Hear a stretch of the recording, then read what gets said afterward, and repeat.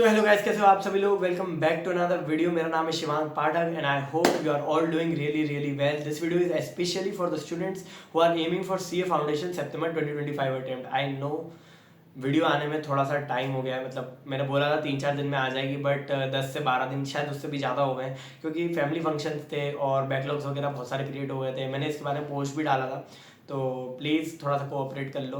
बाकी अब वीडियो आ गई है तो पूरी वीडियो देखना, एंड तक देखना, और जिसने अभी तक सब्सक्राइब नहीं करा है भाई प्लीज़ सब्सक्राइब कर दो। तो चलिए वीडियो को स्टार्ट करते हैं।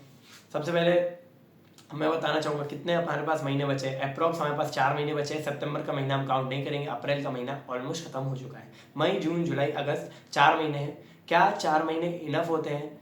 तो 4 महीने वेल इनफ होते हैं, बहुत ज़्यादा होते हैं। मतलब मैंने भी 4 महीने पढ़ाई करी थी, जिसमें मैंने 3 से 4 बार रिवीजन भी कर लिया था। जिस तरीके से मैं आपको बताने वाला हूँ, आपको अप्रोच रखनी है, अगर आपने उसी तरीके से रखी तो बहुत ईजिली आप सीए फाउंडेशन सितंबर अटेम्प्ट में क्लियर कर सकते हो। तो चलिए वीडियो को स्टार्ट करते हैं। और हाँ, एक और चीज़, क्या सोचकर पढ़ना है, ये सोच के तो बिल्कुल मत पढ़ना कि मुझे सिर्फ 40 मार्क चाहिए या सिर्फ 50 मार्क चाहिए। एम करना ज़्यादा से ज़्यादा। ठीक है, लॉ बहुत बेकार सब्जेक्ट है, बट स्टिल लॉ में भी आपको 60 एम करके चलोगे ना, तो जाके आप 45 से 50 के रेंज में आओगे। अगर आप सोचोगे कि मेरे सिर्फ 42 43 आ जाए लॉ में, मैं इतने ही चैप्टर कवर करता हूँ या मैं इतनी कॉन्सेप्ट कवर करता हूँ, तो ऐसा कुछ नहीं होगा। पर चलो, अभी तो एग्जाम बहुत दूर है, अभी अपन उन सब चीज़ों की बात नहीं करते। अभी हम बात करते हैं हमें कोर्स किस तरीके से कंप्लीट करना है। तो गाइस, सबसे पहले हम अकाउंट की बात करना थी कि अकाउंट्स में हमें क्या करना है। अकाउंट्स के लिए मैं आपको सिर्फ एक ही सर रिकमेंड करूंगा, वो है पराग गुप्ता सर। पराग गुप्ता सर के जो चैनल, दूसरा चैनल है पराग गुप्ता 2.0 पर, उस पर उन्होंने फुल प्लेलिस्ट अपलोड कर रखी है, जिसके अंदर उन्होंने सारे के सारे चैप्टर इन डेप्थ, जैसा कि वो उनके पेड कोर्स वाले बच्चों को पढ़ाते हैं, वैसा ही पढ़ा रखा है। और along with all of the ICI material questions उन्होंने उस प्लेलिस्ट में कवर कर रखे हैं। तो मैं बोलूँ, आपको ज़्यादा बिल्कुल भटकने की ज़रूरत ही नहीं है। बार बार दो एक सर पे स्विच मत करो। पराग गुप्ता सर बहुत अच्छा पढ़ाते हैं, और वो इतने सारा, मतलब वही एक सर है जिन्होंने प्लेलिस्ट अवेलेबल कर रखी है यूट्यूब पे फ्री में, विदाउट एनी कॉस्ट। तो भाई सिर्फ पराग गुप्ता सर की तरफ जाओ, कोई आपको बेफालतू दूसरे सर 2-4 सर के चाले मत फंसो, क्योंकि अभी आपको क्या चाहिए, अभी आपके पास 4 महीने, तो आपको फुल इन डिटेल्ड आपके पास नॉलेज होनी चाहिए।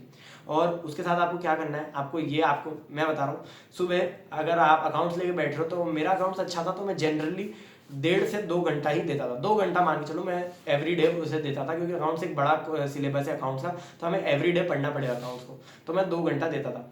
तो उसमें आपको क्या करना है, सुबह मैं ऐसा करता था, 2 लेक्चर देखता था, 1.5 से 2 लेक्चर में देखता था, और मैं शाम को उसके क्वेश्चन करता था 2 से 3 सेम जो मैंने पढ़ा है उससे रिलेटेड। आपको भी यही करना है। सुबह आपको जो अभी आपका टाइम है, अगर आप सुबह पढ़ने वाले हो सुबह पढ़ो, रात में पढ़ने वाले हो रात में पढ़ो, पर एक टाइम निकालो जब आप 2 से 3 क्वेश्चन जो आपने पढ़ा है उसके करो, खुद से करो। कोई यूट्यूब मत देखना, कोई आंसर सॉल्यूशन मत देखना, कुछ भी मत देखना।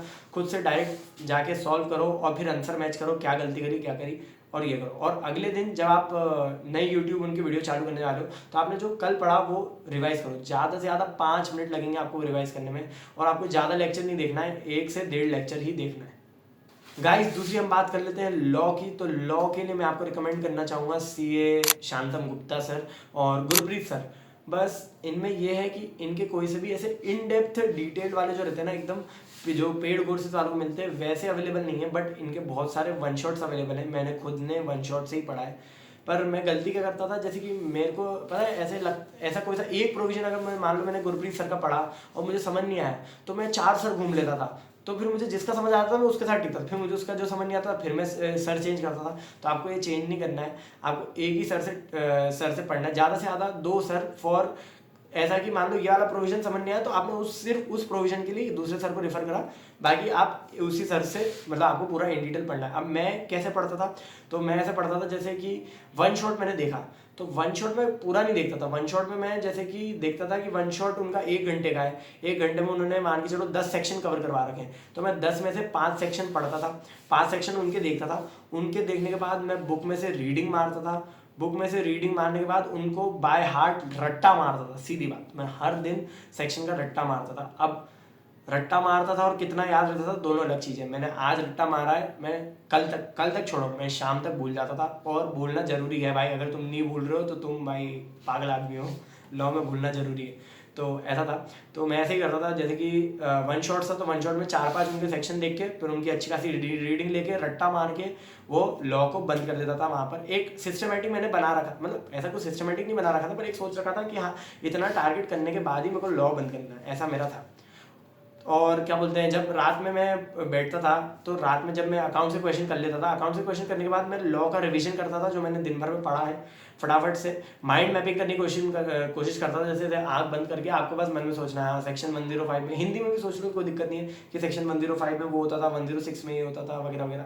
तो ऐसे करके कोई दिक्कत नहीं है, आपको माइंड मैपिंग करनी है। उसके बाद सिर्फ एक क्वेश्चन रोज आपको DPQ लिखना है, क्योंकि अभी आप CA फाउंडेशन में हो, आपको बिल्कुल आदत नहीं है लॉ लिखने की। मैं तो यही मान रहा हूँ, मेरे को तो बिल्कुल नहीं थी, मुझे तो वो ही नहीं लिखाता था। मेरे को ये अकॉर्डिंग टू सेक्शन लिखने में अजीब सा लगता था कि भाई अकॉर्डिंग टू सेक्शन यार कैसे लिखूँ यार, रेलेवेंट सेक्शन लिखूँ, रेलेवेंट प्रोविजन लिखूँ, क्या लिखूँ। तो भाई बहुत प्रॉब्लम आती है, आपको डेली एक क्वेश्चन लिखना है। अब बहुत सारे लोग बोलेंगे क्वेश्चन कैसे लिखना है कि भैया ICI मटेरियल में तो इतने तो क्वेश्चन ही नहीं है जितने आप लिखने का बोल रहे हो। तो इसके लिए मैं आपको बोलूँगा एक कोई सी भी क्वेश्चन बैंक खरीद लो, सस्ती आती है, ज़्यादा महंगी नहीं आती है, 100 से 150 रुपये की आती है। मेरे पास एक क्वेश्चन बैंक थी, पर मेरे पास शुरू से नहीं थी, मेरे पास लास्ट मंथ में रिवीजन मंथ में आई थी। वो मैंने मेरे दोस्त जो पास आउट है उससे बोरो करी थी, वो शायद से टैक्समैन की थी। तो आप भी टैक्समैन रेफर कर सकते हो, उसमें बहुत सारे पास्ट ईयर क्वेश्चन बहुत सारे होते हैं। तो उससे आपको बस एक एक क्वेश्चन रोज लिखना है, और अगर आप किसी दिन लिख नहीं पाए तो आपको उसका मतलब उस जो आपने सेक्शन पढ़ा है उसके रेलेवेंट सेक्शन का क्वेश्चन और आंसर पढ़ लेना है, उससे ज़्यादा कुछ नहीं करना है लॉ में। और आपको अगले दिन वापस जब आप पढ़ने बैठो उससे पहले आपको 15 से 20 मिनट रिवाइज करना है। तो गाइस QA की बात कर लेते हैं। QA में आपको ज़्यादा कुछ नहीं करना है। QA में आपको जैसा कि सारे अभी इसमें कर रहे हो, अभी आपको सिर्फ लेक्चर देखने हैं। लेक्चर के लिए मैं आपको रिकमेंड करना चाहूँगा फुल इन डिटेल, अगर आपको डेप्थ में पढ़ना है, पढ़ना ही पड़ेगा भाई, नहीं पढ़ोगे तो आपके सब ऐसे सर के ऊपर से निकल जाएगा, तो पढ़ने पड़ेगा। उसके लिए मैं आपको अली सर रिकमेंड करना चाहूँगा। अली सर की जो फ्री प्लेलिस्ट है वो पराग गुप्ता सर के पराग गुप्ता 2.0 चैनल पे अवेलेबल है, कुछ इस तरीके की दिखेगी वो आपको। और मैं बताऊँ अली सर का हो सकता है बहुत सारे लोगों को समझ ना आए, क्योंकि उनका पढ़ाने का तरीका थोड़ा सा अलग है। क्योंकि मेरे को तो आ जाता था, पर थोड़ा थोड़ा मेरे को भी नहीं आता था, पर ज़्यादातर पोर्शन मेरे को आ जाता।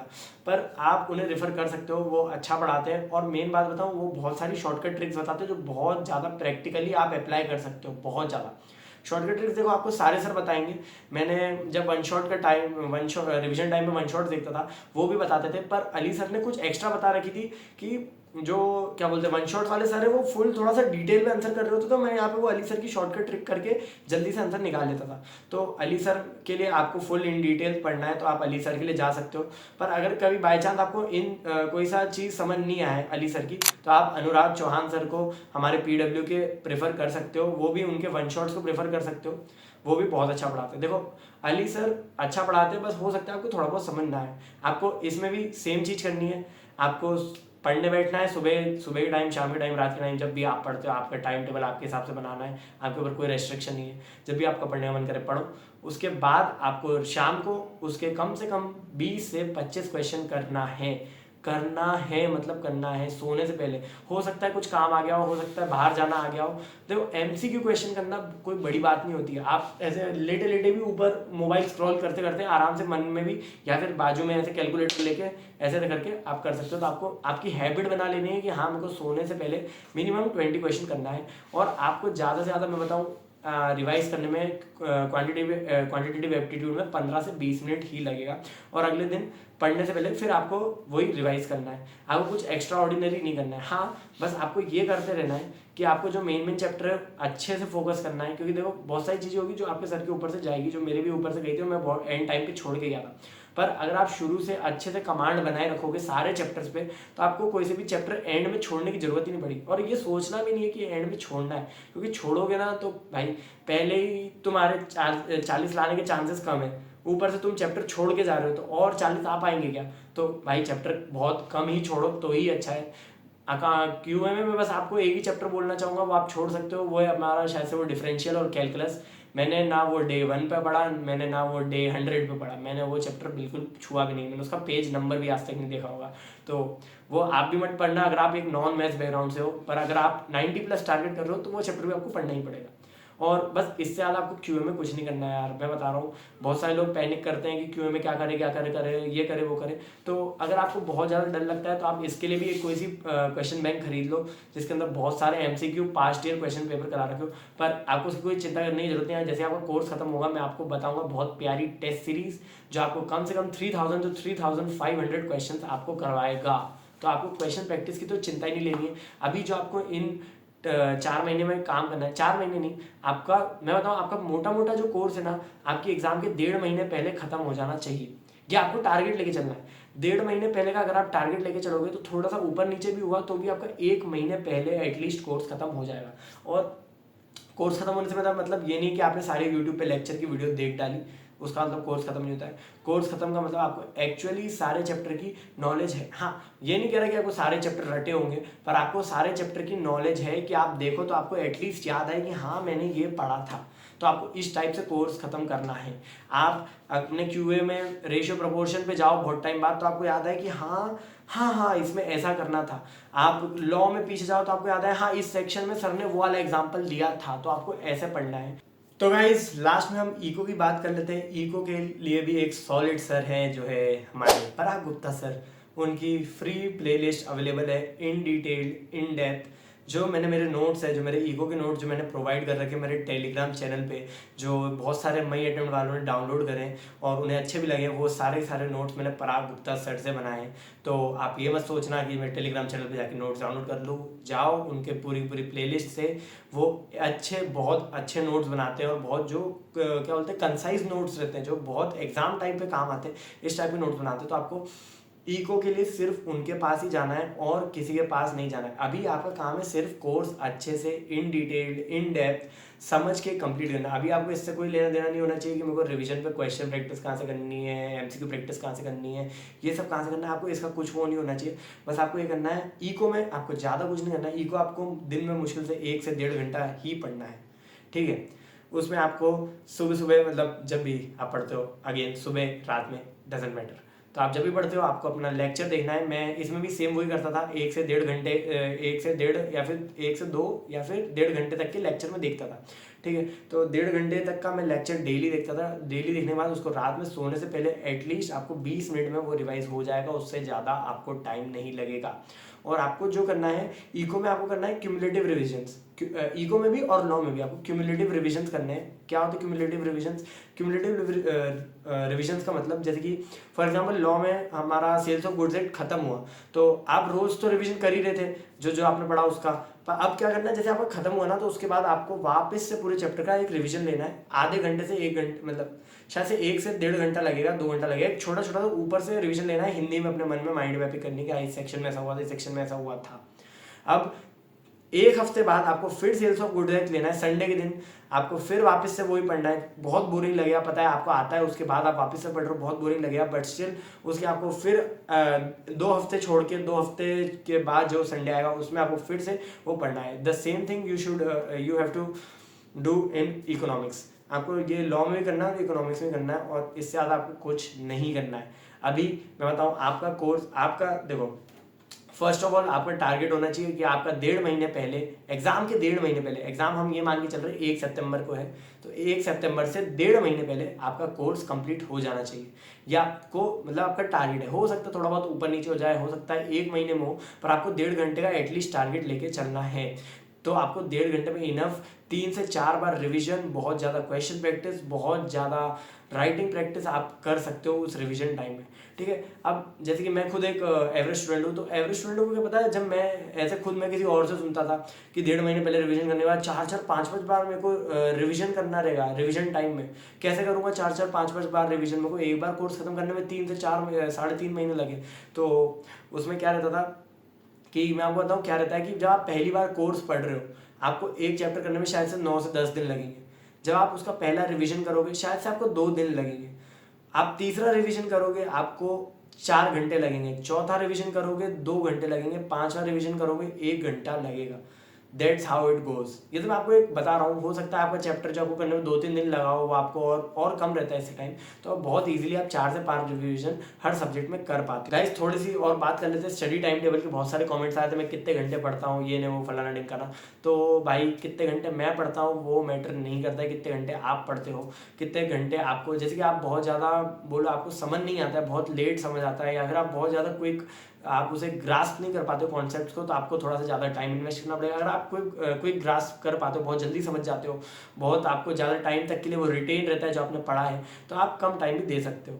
बट मैं बताऊँ एक एवरेज टाइम में 6 घंटे से 8 घंटा, मैं 8 घंटा पढ़ता था, मतलब सिर्फ पढ़ने बैठता था। पढ़ता तो मैं भी 6 घंटा था। ऐसा था कि मैं मम्मी खाना खाने के लिए बुला लेती थी, या फिर कुछ काम वगैरह आ जाता था, दोस्त वगैरह आ जाते थे, तो मैं अप्रॉक्स 6 घंटे ही पढ़ता था। और बहुत सारे दिन ऐसे भी थे जहाँ मैं पढ़ता ही नहीं था, मतलब लॉ की बुक ऐसे साइड में पड़ी हुई है और मैंने कुछ भी पढ़ा ही नहीं है, लॉ अकाउंट्स में मेरा मन ही नहीं पड़ रहा है, मैं सिर्फ मोबाइल रील स्क्रॉल कर रहा हूँ। ऐसे दिन आते हैं, 1-2 दिन होगा, पर ये आपको क्या है, लगातार नहीं होने देना है कि आप आज करा फिर एक दिन पढ़ा फिर 2 दिन वही हो गया, फिर पढ़ा फिर 2 दिन के लिए बैकलॉग, तो ऐसा नहीं करना है। एक आधे दिन चलता है, 2-1 हफ्ते में एक बार, ठीक है, समझे। बाकी टाइम आपको नहीं भी पढ़ने का मन कर रहा है तो भी आपको पढ़ने बैठना है और पढ़ना है। आपको अपना डेली सुबह उठने से पहले टारगेट सेट करना है, या फिर रात में सोने से पहले टारगेट सेट करना है कि मैं कल दो लेक्चर देखूंगा, उसके साथ में ये क्वेश्चन करूंगा, उसके साथ में इतना पढ़ूंगा, इतना रिविजन करूंगा और सो जाऊंगा। ये आपको पिछली रात को डिसाइड करके रखना है, ठीक है। और कितने सब्जेक्ट आपको पर डे पढ़ने चाहिए, तो मैं 4 सब्जेक्ट पढ़ता था, चारों पढ़ता था, ठीक है। कभी कभी ऐसा होता था कि मेरे को 4 बहुत ज़्यादा लगता था कि अकाउंट्स नहीं हो पा रहा है अच्छे से, या फिर लॉ को मैं अच्छे से टाइम नहीं दे पा रहा हूँ, तो मैं उसे 3 सब्जेक्ट पे स्विच कर देता था। 3 सब्जेक्ट कैसा कि अकाउंट्स और लॉ तो रोज अपना जो मैथ्स है और क्या बोलते हैं इको है, मैं उसको अल्टरनेटिव डेज पे स्विच करता रहता था। पर मैं बोलूँ एक आप या तो 4 सब्जेक्ट का लो या 3 सब्जेक्ट का लो, जो मैंने बताया, या तो आप 4 सब्जेक्ट का लो तो चारों पढ़ रहे हो। अब चारों में कैसे कैसे पढ़ता था, 2 घंटा अकाउंट्स, 2 घंटा लॉ, 2.5 आवर्स लॉ, 2 घंटा मैथ्स और 1.5 घंटा हमारा इकोनॉमिक्स, में इस तरीके से पढ़ता था। अगर मैं 3 सब्जेक्ट लेता था तो मैं इस तरीके से पढ़ता था, 2 घंटा अकाउंट्स, 3 घंटा लॉ और 2.5 घंटा अपना क्या बोलते हैं मैथ्स। तो इस तरीके से मैं पढ़ता था, और आपको भी इसी तरीके से पढ़ना है। और ज़्यादा आपको अभी स्ट्रेस लेने का कोई है नहीं, सप्ताह अटेंड वालो, डिटेल में पढ़ो, अच्छे से पढ़ो। ये सोच के मत पढ़ो मैं एंड टाइम पे अच्छे से पढ़ लूँगा, एंड टाइम पे ज़्यादा घंटे पढ़ लूँगा, ये सोच के पढ़ो कल ही है एग्जाम, मतलब अभी से है एग्जाम। अगर ये सोच लो कि मतलब अगर तुमने अभी नहीं पढ़ा तो तुम फेल हो जाओगे, ये सोच के मतलब अपने अंदर एक डर पैदा कर लो। तो क्या डर लगता है ना, तो अपने आप बंदा पढ़ लेता है। जैसे कि मेरे अंदर डर था तो मैं अपने आप पढ़ लेता था, ठीक है। और जो लोग रिपीटर हैं, तो रिपीटर लोगों के लिए, जैसे कि मेरे को एक कमेंट आया था कि भैया मैं जनवरी में मेरे इतने मार्क्स आए थे और मैं क्या बोलते हैं 6 मार्क्स नहीं 6 नहीं शायद से 8 मार्क्स से लॉ में फेल हो गया था। तो उसको एक बंदे ने रिकमेंट करा था कि भाई तू जनवरी अटेम्प्ट में फेल हो गया, वो इतना ईजी अटेम्प्ट था, तो आगे अगर डिफिकल्ट अटेम्प्ट आ गया तो क्या ही पास होगा। तो ऐसा अटेम्प्ट था वो, मैंने क्या बोलते हैं वो वाले बंदे का कमेंट हटा दिया, क्योंकि अच्छी बात नहीं किसी को डिमोटिवेट करना। देखो मैं बताऊं, जो ऐसे कमेंट आते हैं ना कि जनवरी अटेम्प्ट इजी था, हाँ जनवरी अटेम्प्ट रिलेटिवली इजी था इन लॉ, सिर्फ लॉ के इसमें वो इजी था। अकाउंट्स का पेपर कंपेयर टू सितंबर अटेम्प्ट थोड़ा सा लेंदी था और थोड़ा सा हल्का सा टफ था, हल्का था, बहुत ज़्यादा टफ नहीं था, हल्का सा टफ था। और हाँ लॉ का पेपर इजी था क्योंकि पेपर पैटर्न नॉर्मल आया था। जैसे कि सितंबर अटेम्प्ट में पेपर पैटर्न ही बदल दिया था, 2-3 मार्क के क्वेश्चन पूछे थे, और जनवरी में नॉर्मल पेपर पैटर्न आया था। पर उसके बावजूद भी सिर्फ और सिर्फ 21% अप्रॉक्स रिजल्ट आया है पासिंग परसेंटेज। तो भाई एग्ज़ाम इतनी भी आसान नहीं थी। तुम्हारे साथ साथ 79% बच्चे फेल हुए हैं। तो भाई ये बिल्कुल मत, ऐसे लोगों की वजह से डिमोटिवेट बिल्कुल मत होना जो बोलते हैं जनवरी अटेम्प्ट ईजी था तुम उसमें फेल हो गए, आगे क्या पास हो गए। ठीक है ईजी था, शायद से तुमने पढ़ाई अच्छे से नहीं करी होगी, पर अगर तुम्हारा तुम बेस्ट देने के बाद भी क्या बोलते हैं नहीं कर पाए, तो भाई थोड़ी सी फिर तो प्रॉब्लम है। बाकी ऐसा नहीं है, हो सकता है आपने शायद से कुछ कमी रह गई हो, आपके पढ़ाई में कमी रह गई हो, आप एग्जाम टाइम में पैनिक कर गए हो, तो मैं बोलूँ आपको एटलीस्ट 2 अटेम्प्ट देने चाहिए, क्योंकि 2 अटेम्प्ट बहुत है। 2 अटेम्प्ट में फाउंडेशन निकल जाना चाहिए, इतना ज़्यादा टफ नहीं। क्योंकि मैं बताऊँ अगर आपको फाउंडेशन में 3 से 4 अटेम्प्ट लग जाएंगे ना, तो आपकी आगे की सीए जर्नी बहुत डिफिकल्ट हो जाएगी। क्योंकि आप सोचोगे, जैसे कि मेरे को अभी मैं पहले अटेम्प्ट में मैंने क्लियर करा है सीए फाउंडेशन, बट मेरे को स्टिल अभी भी मैं कभी कभी सोचता हूँ कि भाई सीए इंटर मेरे को पहली बार में निकालना है यार, दूसरी बार तीसरी बार में नहीं जाऊँ, ऐसा मैं बहुत बार मन में आता है। तो भाई जो 3 से 4 अटेम्प्ट जिनको लग जाते हैं फाउंडेशन में, तो वो इंटर और फाइनल में आके कितना डरेंगे कि भाई मेरे को फाउंडेशन निकालने में 3-4 अटेम्प्ट लग गए, मैं इंटर कितने अटेम्प्ट में निकालूंगा, मैं फाइनल कितने अटेम्प्ट में निकालूंगा। तो इसलिए भाई जितने कम अटेम्प्ट उतना कम अपने ऊपर प्रेशर। तो भाई आपको यही सोच के पढ़ाई करनी है, बस that's it for the video. मैं मिलता हूँ आपको अगली वीडियो में, तब तक के लिए टेक केयर, बाय बाय।